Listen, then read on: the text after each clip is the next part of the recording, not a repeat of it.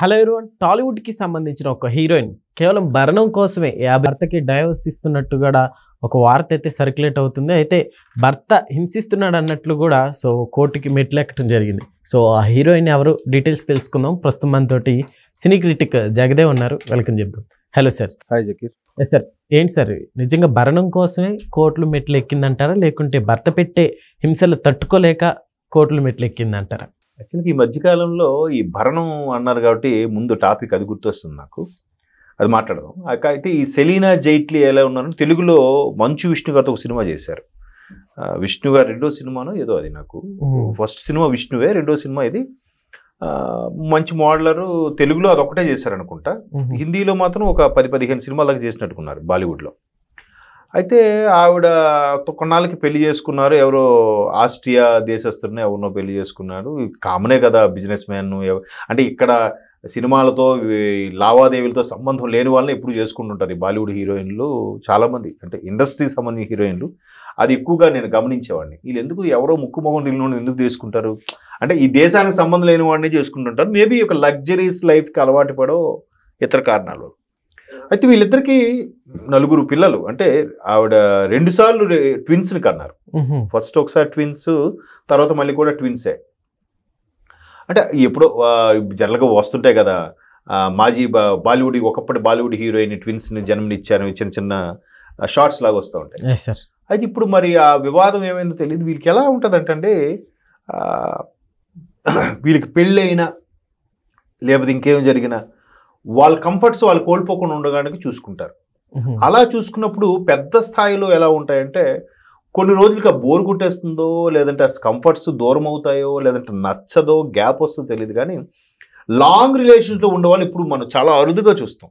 చాలా అరుదు. అంటే 1 or 2 అంటే సింగిల్ డిజిట్లో చెప్పాలి, ఒక 10 లోపే ఉంటాయి. మిగతా అన్నీ కూడా మ్యాక్సిమం 10-15 ఏళ్ళు అయిన తర్వాత విడిపోయినవే ఉంటాయి. ఎక్కువ అంటే మేబీ ఎక్కువ డబ్బు వస్తే ఎక్కువ అలా జరుగుతుందేమో. ఎందుకంటే ఏఆర్ రెహమాన్ లాంటి వాళ్ళు కూడా 28 ఏళ్ళు కలిసి బతికిన తర్వాత ఇప్పుడు ఆయన ఆ భార్యతో విడిపోవాలనుకుంటున్నాడట. చాలా మంది, ధనుష్, జయం రవి తమిళ్లో, మన తెలుగులో తీసుకుంటే చాలా పెద్ద పెద్ద హీరోలకు కూడా 2 భార్యల కాన్సెప్ట్లు కూడా ఉన్నాయి, పేర్లు అనవసరం. ఈమె కూడా భర్తతో విభేదాలు ఏవో అవ్వడం, తర్వాత ఈమె తాలూకు సోదరుడు వాడికి వార్నింగ్ ఇవ్వడం, వార్నింగ్ ఇస్తే వాడు ఇడవడు నాకు మధ్యలో వార్నింగ్ ఇస్తున్నాడని చెప్పి వాడిని ఎక్కడో బంధించి హింసించాడని రకరకాల ఆరోపణలు అయితే ఉన్నాయి. మొత్తం మీద ఈవిడ ముంబై కోర్టులో, అంధేరి కోర్టులో ఏదైతే కేసు ఫైల్ చేసి భరణం ఇప్పించని అడుగుతుందో 50 కోట్లు డిమాండ్ చేస్తుందంట. అంటే ఏంటి 50 కోట్లు? ఇప్పుడు మొన్న కూడా ఒక కోర్టులో జరిగిన సంభాషణని ఒక ఫిమేల్ జడ్జికి దగ్గర ఎవరైతే మహిళ నాకు భరణం ఇంత కావాలి, నెలకు 5 లక్షలు కావాలి అని డిమాండ్ చేసిందో దానికి ఆ జడ్జి తల్లి నిజంగా చాలా బాగా చెప్పింది. ఒక మహిళకి సింగిల్గా బతకడానికి కిడ్స్ ఉన్నారా? లేరు. పేరెంట్స్ ఉన్నారా? ఉన్నారు. నువ్వేం జాబ్ చేసుకుంటాం? మరి 5 లక్షలు ఎందుకమ్మా నీకు? 5 లక్షల భరణం ఏంటి అసలు? ఎంత లావిష్గా బతికినా నెలకు 1 లక్ష సరిపోదని ఒక్కదానికి 5 లక్షలు అడగడం ఏంటి? 1 లక్ష కూడా చాలా ఎక్కువ అమ్మా అని అంటుంది ఆ జడ్జి. అది 5 లక్షలు అడిగిందండి ఏదో ఒక కేసులో. ఈ మధ్యకాలంలో నేను యూట్యూబ్లో మనకి కోర్టు ఆవరణలో జరిగిన కొన్ని వీడియోస్ టెలికాస్ట్ చేసి పెడుతున్నారు. అంటే అలాగ ప్రశ్నించే జడ్జిలు ఉండాలి.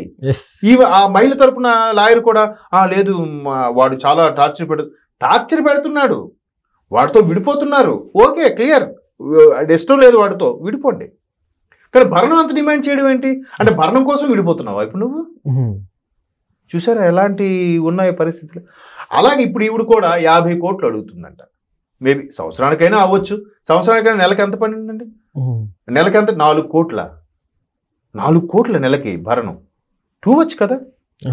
ఏమంటే పిల్లలు ఉన్నారు, పెంచుకో, ఓకే. పిల్లలు కావాలంటే తదనంతరం ఆస్తి రాసిస్తాడు. భరణం అంత ఎందుకు పే చేయాలి?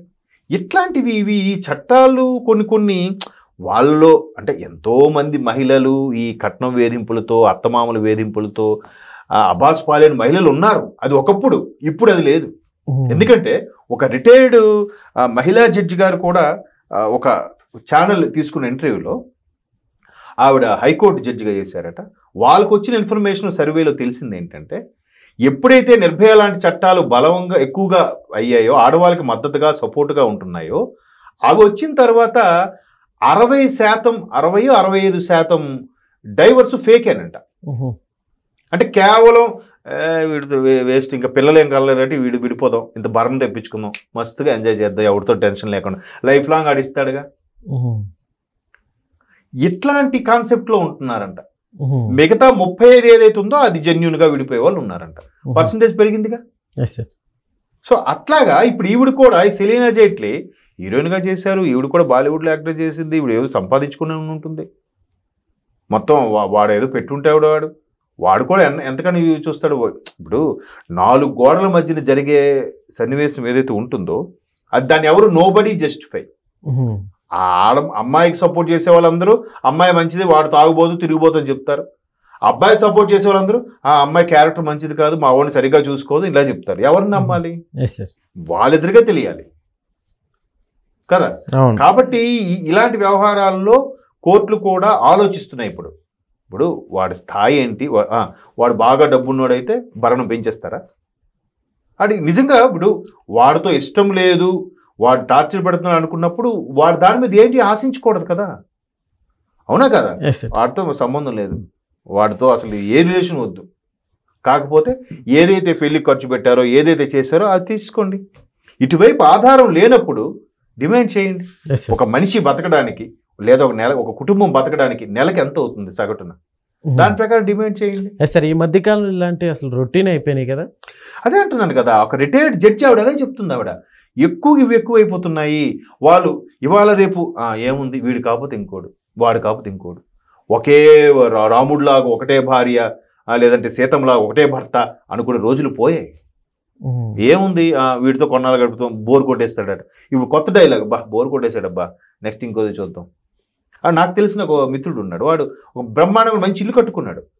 అది బాగుంది కదంటే, ఇల్లు 5 years అయిపోయిందిరా, బోర్ కొట్టేస్తుంది, ఇంకో ఇల్లు తీసుకోవాలి అంటే ఇది అమ్మేస్తాడు, లేదు ఇది ఉంటే రెంట్కి ఇంకోటి కడదు అంటే వాడికి ఆ ఇన్కమ్ అలా ఉంది, అలా ఆలోచిస్తున్నాడు. అదే దీని మీద వీళ్ళు కూడా జీవిత భాగస్వాముల గురించి కూడా ఆలోచిస్తున్నారు. దీంతో బోర్ కొట్టేస్తుందిరా, సరే ఇంకో మార్చుకుందాం, సింపుల్. అంటే ఇప్పుడు పిల్లలు లేనోరు అలాగే ఆలోచించారు, పిల్లలు ఉన్నోరు కూడా అలాగే ఆలోచిస్తున్నారు. అవును. దానివల్ల ఆ పిల్లల మెంటాలిటీ ఎలా అవుతుంది తెలుసా అండి, అవే దారుణాలకు దారి తీస్తాయి. ఏం కాదులే, వాళ్ళకి తిండికి గుడ్డకి లేకపోతే వాళ్ళు దారుణంగా తయారవుతారు, కానీ లేకపోతే ఉన్నా కూడా తయారవుతారు, మైల్డ్గా తయారవుతారు. ఎందుకు తల్లి తండ్రి కలవట్లేదు, ఎందుకు మమ్మల్ని తీసుకెళ్ళట్లేదు, ఎందుకు అమ్మ నాన్న విడివిడిగా ఉంటున్నారు, ఆడికి అర్థం కాదు. ఆ అర్థం కాని దీంట్లో ఒక రకమైన మైల్డ్గా తయారవుతాడు. అది మంచి పద్ధతి కాదు. బట్ ఈ డబ్బును వాళ్ళు వ్యవహారాలు ఎక్కువ నడుస్తుంటాయి. మేబీ డబ్బు అనే దీని కారణంతో అలా మారుతారా లేదా నిజంగా టార్చర్ పెడతారా అనేది God knows everything. Okay sir, thank you.